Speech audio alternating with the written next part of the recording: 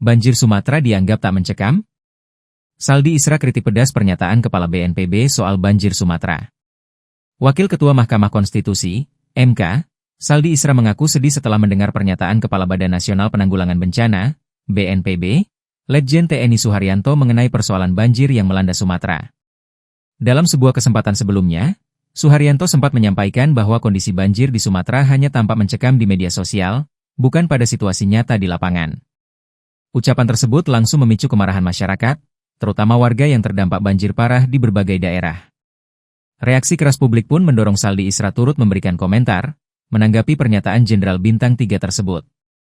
Menurut Saldi, pernyataan itu sangat memprihatinkan, apalagi keluar dari seorang pejabat tinggi TNI yang memegang posisi strategis dalam penanggulangan bencana nasional. Ini saya nih agak merasa sedih juga melihat pernyataan seorang perwira tinggi TNI tentang bencana di Sumatera Barat. Kita kan sebetulnya berpikir, proses seleksi pejabat ini dilakukan secara benar atau tidak. Masak bencana dikatakan hanya ribut di medsos saja, ucap Saldi pada Kamis, 4 Desember 2025. Sebetulnya agak merasa sedih juga pernyataan seorang perwira tinggi soal bencana di Sumatera Barat itu. Dan itu kan sebetulnya kita berpikir ini memang diseleksi secara benar atau tidak itu. Masa bencana dikatakan hanya ributnya di medsos saja. Terima kasih kepada Pak Utut dari DPR, Komisi 1, fraksi PDIP, Pak Wamen, Wamenham dan Wamenhan. Ada beberapa hal yang kami perlu ditambahkan penjelasan, baik oleh DPR maupun oleh pemerintah. Tadi di keterangan pemerintah itu eksplisit mengatakan ada norma yang diubah itu karena putusan Mahkamah Konstitusi, karena memang dulu ada soal usia diuji ke Mahkamah Konstitusi, dan artinya di luar itu kan bukan disangkutkan kepada putusan Mahkamah Konstitusi tersebut. Dan oleh karena itu, mohon kami diberikan risalah. Nah ini yang paling penting nih Pak Utut dan Prof. Edi, kebetulan ada juga Ketua Badan Keahlian di sini. Yang kami perlukan pertama itu untuk menelisik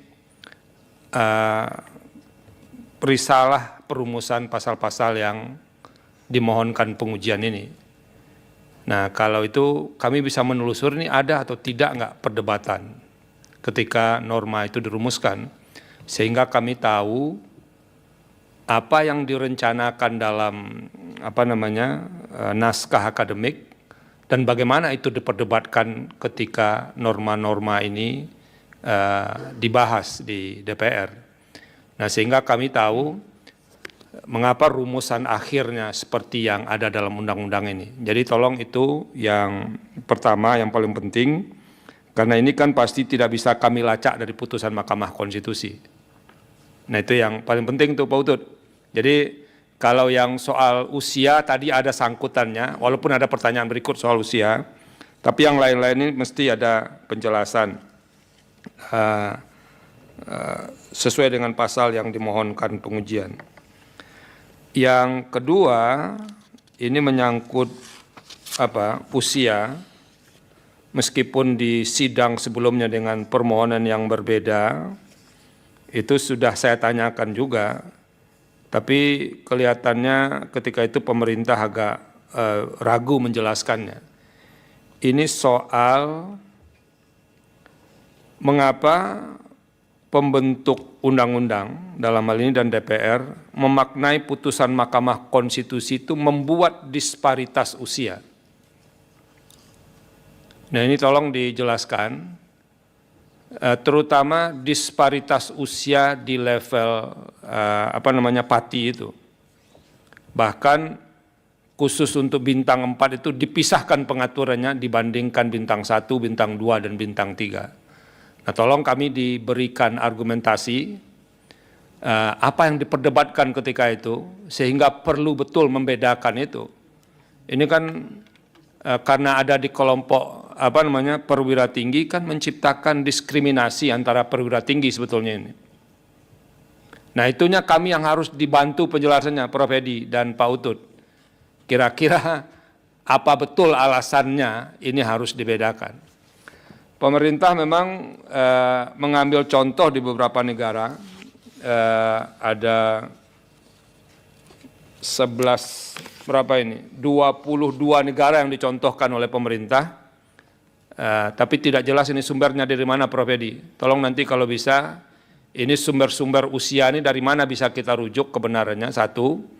Yang kedua, apakah di negara-negara yang dicontohkan oleh pemerintah ini, itu usia di kalangan patinya itu sama atau berbeda?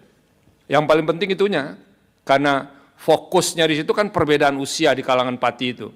Apakah bintang 1 beda usianya, bintang 2, bintang 3, lalu bintang 4. Kalau yang dijelaskan di pemerintah ini kan lebih posisi usia Panglima Angkatan Bersenjata, kemudian usia maksimal untuk Kepala Staf. Nah, belum ada penjelasan perbandingan, Prof. Edi, bagaimana usia perwira tinggi, perwira menengah dan segala macamnya itu belum tercakup di keterangan ini. Itu yang ketiga. Yang keempat, ini soal penugasan di instansi di luar pemerintah, ya, di luar TNI. Tolong kami kalau bisa, karena tadi basis argumentasinya ini berbasis permintaan. Pak Menhan nanti, Wamenhan, tolong kami dikasih contoh-contoh surat permintaan dari instansi itu untuk melihat ini betul-betul permintaan atau bagaimana. Yang terjadi sebelumnya, sebelum hari ini, untuk contohnya, untuk membuktikan ini memang basisnya permintaan atau basisnya di luar permintaan. Nah, yang terakhir, Pak Wamenhan, tolong kami juga dijelaskan mekanisme seleksi seperti yang diceritakan oleh Pak Wamen tadi. Dan ini kan tidak begitu saja katanya kan, kalau ada permintaan, lalu kemudian tidak begitu saja dipenuhi, tapi ada mekanisme seleksi internal. Tolong kami dijelaskan juga bagaimana mekanisme seleksi internal itu bekerja supaya memang ditemukan perwira atau pati yang memenuhi persyaratan untuk bisa dikirim ke tempat tertentu. Ini saya sebetulnya agak merasa sedih juga pernyataan seorang perwira tinggi soal bencana di Sumatera Barat itu. Dan itu kan sebetulnya kita berpikir ini memang diseleksi secara benar atau tidak itu. Masa bencana dikatakan hanya ributnya di medsos saja. Nah, itu salah satu poin sebagai orang yang berasal dari daerah bencana, saya perlu sampaikan itu sekaligus untuk bisa jadi refleksi untuk TNI juga, Pak Wamenhan.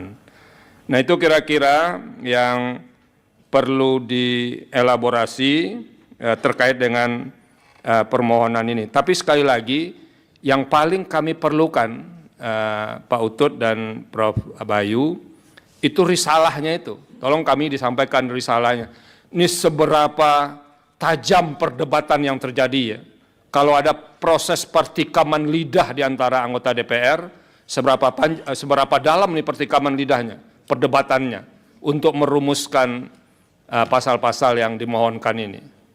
Ini bahasa baru ya Pak Utut, ya, bertikam lidah katanya. Nah, gitu. Jadi ini soal jawab jinawab yang berlangsung keras atau begitu dan segala macamnya. Jadi kami biar tahu juga dinamikanya. Jangan-jangan ini begitu masuk ketok palu aja Pak Utut, gitu. Jangan-jangan begitu ya. Makanya kita perlu rasakan ini apa yang diperdebatkan Pak Utut dan teman-teman dengan pemerintah ketika undang-undang ini dibahas.